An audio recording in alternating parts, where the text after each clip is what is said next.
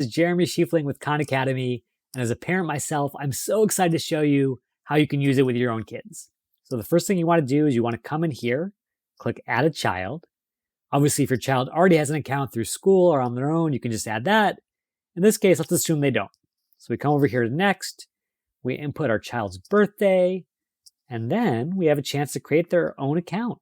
So we might put in this case, Theo McGee, our child's name, put in a special password, confirm, and we're off to the races. What we're going to do now is we're going to log out of the parent interface and actually log in with Theo, have a chance to sit down and experience this together. So we put in the username, the password, and we're in. Of course, you want to agree to all of that to start learning. And what we're going to do is we're going to search for whatever Theo's heart desires. So for example, if Theo is really interested in dinosaurs, let's learn about dinosaurs. How we proved an asteroid wiped out the dinosaurs. Can we clone extinct dinosaurs?